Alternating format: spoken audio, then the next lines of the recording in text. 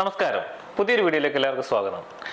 നിങ്ങൾ കണ്ടിട്ടുണ്ടാവും 2-3 ആഴ്ചയായിട്ട് എനിക്ക് വീഡിയോ ഒന്നും ചെയ്യാൻ പറ്റാത്ത ഒരവസ്ഥ ഉണ്ടായിരുന്നു. അതായത് എനിക്കൊരു വിദേശ ട്രിപ്പ് കിട്ടിയിട്ടുണ്ടായിരുന്നു. അപ്പോൾ ഞാനൊരു വിദേശത്ത് ഒന്ന് തായ്ലൻഡ് വരെ ഒരു ചെറിയ ട്രിപ്പൊക്കെ പോയി തിരിച്ചു വന്നപ്പോഴേക്കും പനി ജലദോഷം പിടിച്ചു. എനിക്ക് പനി പിടിച്ചപ്പോൾ ഒപ്പം തന്നെ നമ്മുടെ കൂടെയുള്ള മിക്കവർക്കും തന്നെ ഞങ്ങളുടെ ടീമിലെ പലർക്കും അത് പനിയും കാര്യങ്ങളുമായിട്ട് ബാധിച്ചു. അതുകൊണ്ട് തന്നെ മിക്കപ്പോഴും നിങ്ങൾ പലരും എന്നെ വിളിക്കുമ്പോഴും എനിക്ക് തിരിച്ചൊരു റിപ്ലൈ തരാൻ പറ്റാത്തൊരു സാഹചര്യം ഉണ്ടായിരുന്നു. അപ്പോൾ ആദ്യം തന്നെ എല്ലാവരോടും ഞാൻ ക്ഷമ ചോദിക്കുകയാണ്. പക്ഷെ ഇപ്പോഴും എൻ്റെ ചുമ റെഡി ആയിട്ടില്ല.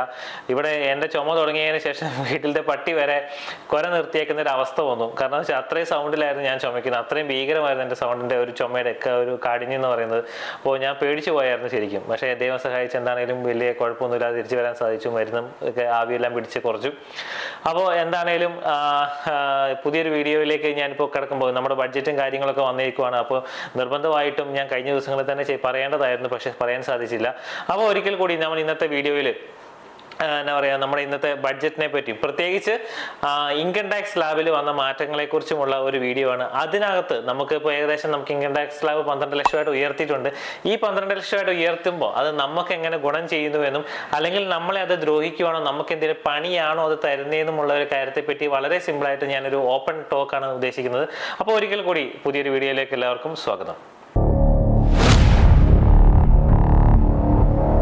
അപ്പോൾ നിങ്ങൾ ഓൾറെഡി അറിഞ്ഞു കാണും നമ്മുടെ ഇൻകം ടാക്സ് സ്ലാബ് നമ്മുടെ നിർമ്മല സീതാരാമൻ കഴിഞ്ഞ ദിവസം ബഡ്ജറ്റിൽ അവതരിപ്പിച്ചത് വരെ 12 ലക്ഷം രൂപ വരെ ഇൻകം ഉള്ളവർക്ക്, അതായത് ഇൻകം ടാക്സ് അടയ്ക്കേണ്ട, സീറോ ടാക്സ് ആണ്. അതായത് ഒരു സാധാരണക്കാരനായ ഇന്ത്യയിലെ ഒരു ഒട്ടുമിക്ക സർക്കാർ ഉദ്യോഗസ്ഥനായിക്കോട്ടെ, ടീച്ചറായിക്കോട്ടെ, അങ്ങനെ ഒരു മിക്കവർക്കും തന്നെ ഏകദേശം 1 ലക്ഷം രൂപ മാസ വരുമാനം, അതായത് 12 ലക്ഷം രൂപ ഇയർലി വരുമാനമുള്ള ആൾക്കാരാണ്. അവരെ സംബന്ധിച്ചിടത്തോളം അവർക്ക് വലിയൊരു അനുഗ്രഹമാണ്. കാരണം 12 ലക്ഷം രൂപ വരെ 1 രൂപ ടാക്സ് കൊടുക്കണ്ട.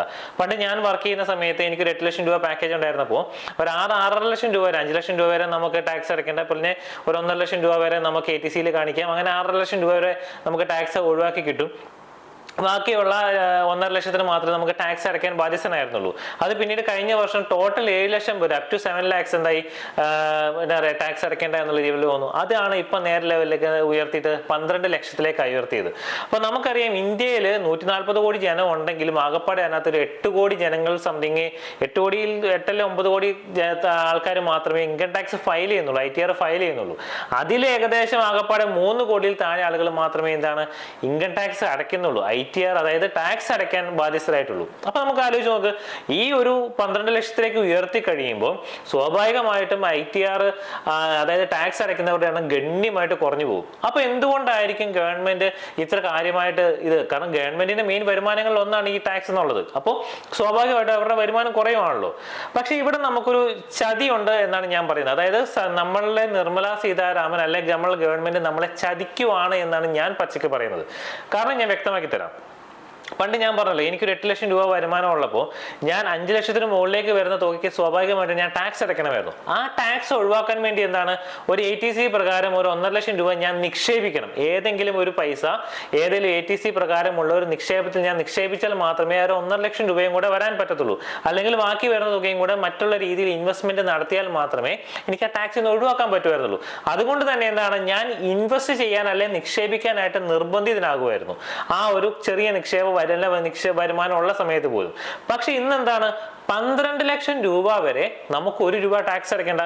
അപ്പോൾ ആരെങ്കിലും 12 ലക്ഷം രൂപ വരുമാനം അടയ്ക്കാത്തത് കൊണ്ട് തന്നെ ഇവിടെ ഞാൻ നിക്ഷേപിക്കാനായിട്ട് ഞാൻ നിർബന്ധിതനല്ല.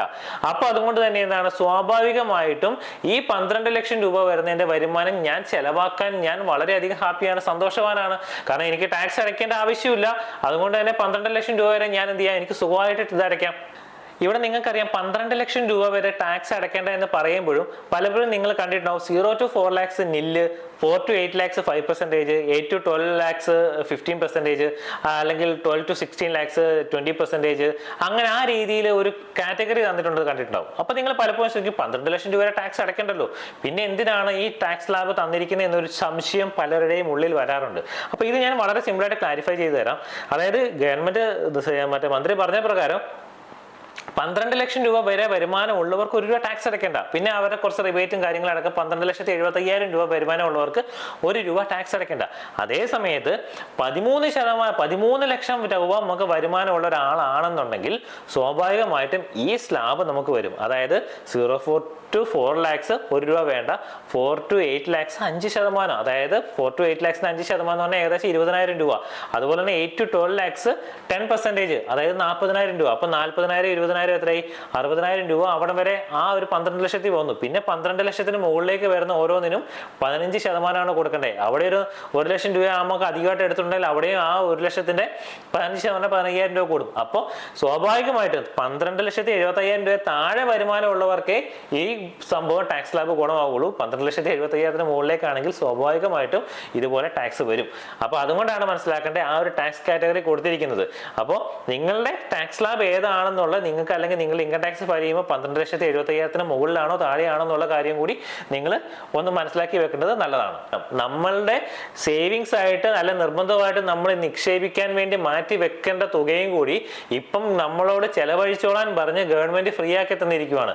സ്വാഭാവികമായിട്ടും അവിടെ നമുക്ക് എന്താണ്, സർക്കാരിന് ഒരു വരുമാനം കുറയുമ്പോഴും ഈ വരുമാനം, അതായത് ഏകദേശം എന്നാ പറയുക 12 ലക്ഷം രൂപ വരെ, അതായത് 7 ലക്ഷത്തിൽ നിന്ന് അടുത്തൊരു 5 ലക്ഷം രൂപയും കൂടെ ഫ്രീ ആയിട്ട് മാർക്കറ്റിലേക്ക് ഇറങ്ങാനുള്ള ഒരു അവസരമാണ്. അപ്പൊ ആലോചിച്ച് നോക്കിയാൽ ആ 5 ലക്ഷം ഓരോരുത്തരുടെ വ്യക്തിയിൽ നിന്നും 5 ലക്ഷം രൂപയും കൂടി ഇറങ്ങുമ്പോഴേക്കും മാർക്കറ്റിലേക്കുള്ള ഫണ്ട് ഫ്ലോ കൂടും.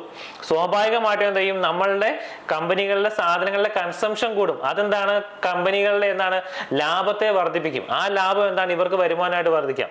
അപ്പൊ ഇതൊരു സൈക്കിളായിട്ട് മാറുവാണ്. ഇപ്പൊ ഞാൻ പറഞ്ഞതിൽ തെറ്റുണ്ടാകാം, പക്ഷെ ഇത് മാർക്കറ്റിലേക്ക് ഇറങ്ങുന്ന പൈസ ആയതുകൊണ്ട് തന്നെ ഈ മാർക്കറ്റിലെ കൺസംഷൻ സാധനങ്ങളുടെയും മറ്റു പല കാര്യങ്ങളുടെയും ചെലവാക്കൽ കൂടും, ആളുകൾ സ്പെൻഡിങ് കൂടും. പണ്ട് ഞാൻ പറഞ്ഞല്ലോ, പണ്ട് നമ്മൾ ടാക്സ് അടയ്ക്കാൻ ബാധ്യസ്ഥനായിരുന്നത് കൊണ്ട് മാത്രമാണ് പലപ്പോഴും നമ്മൾ, അതായത് 1.5 ലക്ഷം രൂപയ്ക്ക് നമ്മൾ ആ പൈസ ഞാൻ ഈ സ്ഥാനത്ത് ഇൻവെസ്റ്റ് ചെയ്തില്ലെങ്കിൽ ഏകദേശം 20,000 രൂപയല്ല 15,000 20,000 രൂപ ഞാൻ നികുതി അടയ്ക്കാൻ ബാധ്യസ്ഥനായിരുന്നു. ആ 20,000 രൂപ നമ്മളുടെ ഗവൺമെന്റിന് കൊടുക്കാതിരിക്കാൻ വേണ്ടിയാണ് ഞാൻ നിർബന്ധമായിട്ടും എന്ത് ചെയ്ത് ഞാൻ ഈ നിക്ഷേപം നടത്തിയത്. ഇപ്പം 12 ലക്ഷം രൂപ വരെ എനിക്ക് നിക്ഷേപിക്കേണ്ട എന്നാ പറയാ ഫ്രീ ആണ്. അപ്പൊ എനിക്ക് അത് നിക്ഷേപിക്കേണ്ട ആവശ്യമില്ല. സ്വാഭാവികമായിട്ടും എന്തായി, നമ്മളോട് കാണിച്ച ക്രൂരതയാണ് ശരിക്കും പറഞ്ഞത് കാണിച്ചത്. നമ്മളുടെ നിക്ഷേപത്തെ കുറച്ചുകൊണ്ട് നമ്മളെ ചെലവാക്കലിനെ പ്രോത്സാഹിപ്പിച്ചു. ഇതാണ് സംഭവിച്ചിരിക്കുന്നത്. നമ്മളോട് കാണിച്ച വലിയൊരു ചതിയാണ്. അപ്പൊ ഞാൻ നിങ്ങളോട് പറയുവാണ്, ഈ ഒരു തീരുമാനം നമ്മളുടെ ഗവൺമെന്റ് നല്ല 12 ലക്ഷം രൂപ വരെ ആക്കി എന്ന് പറഞ്ഞ് നമ്മളേക്ക് തരുമ്പോൾ അതൊരു ചതിയാണ് എന്നുള്ള കാര്യം നിങ്ങൾ മനസ്സിലാക്കുക. 12 ലക്ഷം രൂപ വരെ വരുമാനമുള്ളവൻ അതിൽ നിന്ന് നിങ്ങൾ എത്ര രൂപ ഇതിൽ നിന്ന് മാത്രം ഇൻവെസ്റ്റ്മെന്റ് ആക്കി മാറ്റി വെക്കുന്നു എന്നുള്ള കാര്യം കൂടെ നിങ്ങൾ ഓർക്കണം. അതായത് ടാക്സ് അടയ്ക്കേണ്ട എന്ന് ഓർത്ത് ചെലവാക്കാൻ നമുക്ക് പ്രോത്സാഹനം തരുമ്പോൾ ആ ചെലവാക്കുന്നതിന് പകരം നമ്മളെ വരുമാനത്തിൽ നിന്ന് കൂടുതൽ ഭാഗം നിക്ഷേപിക്കാനായിട്ട്, അത് നിങ്ങൾക്ക് വരുമാനം വർദ്ധിപ്പിക്കാൻ ഏറ്റവും നല്ലത് ഓഹരി വിപണിയിലോ മ്യൂച്വൽ ഫണ്ട്സിലോ നിക്ഷേപിക്കുക എന്നുള്ളതാണ്.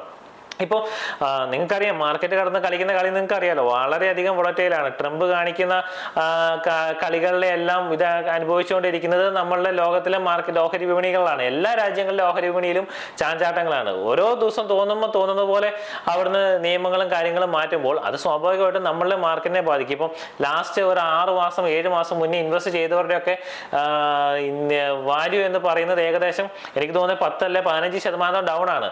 എന്നെ കഴിഞ്ഞ ദിവസം കസ്റ്റമറിനെ വിളിച്ചിട്ട് പറഞ്ഞു, ജെയിംസ് 5 ലക്ഷം രൂപ ഇൻവെസ്റ്റ് ചെയ്തതാണ്, ഇപ്പോൾ 50,000 രൂപ കുറഞ്ഞു, ഞാൻ ആ പൈസ അങ്ങ് എടുത്തേക്കട്ടെ, ഇനിയും കുറഞ്ഞു പോകണ്ടല്ലോ എന്ന്. ഞാൻ പറഞ്ഞു, എൻ്റെ പൊന്നു ചേട്ടായി അങ്ങനെയൊന്നും മണ്ടത്തരം കാണിക്കല്ലേ. കാരണം നമ്മൾ പറഞ്ഞിരിക്കുന്നത്, ഞാൻ ഒരിക്കലും 5 വർഷത്തിൽ താഴേക്കുള്ള നിക്ഷേപത്തെ ഞാൻ പ്രോത്സാഹിപ്പിച്ചിട്ടില്ല. നിങ്ങളോടും പറഞ്ഞിരിക്കുന്നത് 5 വർഷത്തിന് ശേഷമാണല്ലോ, നമ്മൾ നട്ടിട്ടല്ലേ ഉള്ളൂ, ഞാൻ 6 മാസമല്ലേ ആയിട്ടുള്ളൂ, ഒരിച്ചിരി സമയം കൂടെ കൊടുത്തുകൂടെ, നീ ഓക്കെ പറയുവാണെങ്കിൽ ഞാൻ വെച്ചോളാം എന്നുള്ള രീതിയിൽ അവർ പറഞ്ഞു. അത് അവിടെ നമ്മൾ ഹോൾഡ് ചെയ്യുവാണ്. പക്ഷേ ആളുകളുടെ ഉള്ളിൽ ഒരു സാധാരണ ഇൻവെസ്റ്റ്മെന്റ് എന്നുള്ള ഇൻവെസ്റ്റർ എന്ന നിലയിൽ നമ്മുടെ ഉള്ളിൽ ടെൻഷനും ആദ്യം കയറുവാണ്. അപ്പൊ ഇത് എല്ലാവരുടെയും മനസ്സിലുണ്ട്. ചിലർക്ക് 50,000 ആയിരിക്കും, ചിലപ്പോൾ ലക്ഷങ്ങളായിരിക്കാം, 10 ലക്ഷമായിരിക്കാം. PMS ചെയ്തുകൊണ്ടിരുന്ന എൻ്റെ ഒരു കസ്റ്റമർ വിളിച്ചിട്ട് എന്നോട് പറഞ്ഞു, ജെയിംസേ 11 ലക്ഷത്തോളം മൈനസായി, എന്താ ചെയ്യണ്ടേ? ഞാനൊന്നും ചെയ്യാനില്ല, നമ്മളവിടെ ഹോൾഡ് ചെയ്യുക, അത്രേ ഉള്ളൂ, നമ്മളൊന്നും ചെയ്യാനില്ല. എന്നാലും ഒരു കാണുമ്പോൾ ഒരു സങ്കടം ഉണ്ട് എന്നുള്ള രീതിയിലൊക്കെ പറയുവാണ്. ഇത് തന്നെ എല്ലാവരുടെ നിക്ഷേപത്തിലും ഉണ്ടാകും. എൻ്റെ പേഴ്സണൽ പോർട്ട്ഫോളിയോയിൽ എൻ്റെ ഈ ഡയറക്റ്റ് സ്റ്റോക്സിലായിക്കോട്ടെ ഓൾമോസ്റ്റ് 40% എൻ്റെ മൈനസിലാണുള്ളത്. അപ്പോൾ ഞാൻ ലാഭം എടുത്തിട്ടിരിക്കുന്ന ആളാണ്, എനിക്ക് സന്തോഷമുള്ളൂ. ഇപ്പോൾ ഈ കിടക്കുന്ന മൈനസിന് ഞാൻ ബൈൻഡ് ആക്കുന്നില്ല. അപ്പോൾ ഈ ഒരു കാര്യം നമ്മളെല്ലാം നിക്ഷേപത്തിലും ഉണ്ട്. പക്ഷെ അതേ സമയത്ത് സ്വർണ്ണത്തിന് നല്ല രീതിയിൽ കയറുന്നുണ്ട്. അപ്പം നമ്മളുടെ നിക്ഷേപങ്ങൾ ഡൈവേഴ്സിഫൈ കൊണ്ടുവരിക. ഇപ്പം ഞാൻ ഞാൻ പറഞ്ഞല്ലോ നമ്മളുടെ ഈ വരുന്ന പൈസ 12 ലക്ഷം രൂപ വരെ നമുക്ക് അധികമായി കിട്ടിയിരിക്കുന്നത് നമുക്ക് വേണ്ടി നല്ലതിനല്ല ഒരിക്കലും. അത് ഭാവിയിൽ എന്ത് ചെയ്യാൻ നമുക്ക് ദോഷമായിട്ടേ വരുള്ളൂ. അത് ഉണ്ടാകാതിരിക്കാൻ വേണ്ടി നമ്മളുടെ കിട്ടുന്ന വരുമാനത്തിന്റെ കൂടുതൽ പങ്കും നിക്ഷേപിക്കാനായിട്ട് മാറ്റി വെക്കുക. കൂടുതൽ സ്പെൻഡ് ചെയ്യുന്നതിന് പകരം കൂടുതൽ നിക്ഷേപിക്കാനായിട്ട് നിങ്ങൾ മാറ്റി വെക്കുക. അങ്ങനെ മാറ്റി വെച്ചാൽ മാത്രമേ നമുക്കും ഈ ഒരു ട്രാപ്പിൽ നിന്ന് പുറത്ത് കിടക്കാൻ പറ്റുള്ളൂ. അല്ലാതെ ഈ ഫ്രീ ആയിട്ട് തന്നതുകൊണ്ട് അത് അവരുടെ നമ്മൾക്ക് എന്തോ ഇത് തന്നു എന്നാ ഒരു അനുഗ്രഹമായിട്ടോ അല്ലെങ്കിൽ നമുക്കൊരു സമ്മാനം തന്നു എന്നല്ല കരുതണ്ട. അത് നമുക്ക് തരുന്ന ഒരു പണിയാണ്, ഒരു ചതിയാണ് ഗവൺമെന്റ് നമ്മളോട് കാണിച്ചിരിക്കുന്നത്. അത് മനസ്സിലാക്കി നിങ്ങളുടെ കൃത്യമായുള്ള ഇൻവെസ്റ്റ്മെന്റ് പ്ലാൻ ചെയ്യുക. കൂടുതലായിട്ട് നിങ്ങൾക്ക് വരുമാനങ്ങളും കാര്യങ്ങളും ടാക്സ് അടയ്ക്കാതെ വരുമ്പോൾ ആ ഒരു ഇൻകം കൂടി നിങ്ങൾക്ക് എങ്ങനെ മാനേജ് ചെയ്യുന്ന അറിയത്തില്ല. നിങ്ങൾ നമ്മുടെ ടീമിനെ വിളിക്കുക. കൃത്യമായിട്ടുള്ള ഫിനാൻഷ്യൽ പ്ലാനിങ് നമുക്ക് നടത്താൻ നിങ്ങളെ സഹായിക്കും. നിങ്ങൾക്ക് മ്യൂച്വൽ ഫണ്ട്സ് ചെയ്യണോ, SIP ചെയ്യണോ, എന്തെങ്കിലും സഹായം വേണമെങ്കിൽ നമ്മൾ ടീമിനുമായിട്ട് ബന്ധപ്പെടുക. നമ്പർ കൊടുത്തിട്ടുണ്ട്. നിങ്ങൾക്ക് എല്ലാവിധ സഹായങ്ങളും ഞാൻ ചെയ്തു തരും. എന്താണെങ്കിലും കഴിഞ്ഞ ഈ ഒരു വർഷത്തിനിടയിൽ എനിക്ക് സന്തോഷമായിട്ട് ഞാൻ അഭിമാനത്തോടെ പറയുകയാണ്, കേരളത്തിലുടനീളം എനിക്ക് ഈ കഴിഞ്ഞ മാസം ഏകദേശം ക്ലോസ് ചെയ്ത് എനിക്ക് 400ഓളം ക്ലയൻസിനെയാണ്, എനിക്ക് കസ്റ്റമേഴ്സിനെയാണ് എനിക്ക് കിട്ടിയിരിക്കുന്നത്.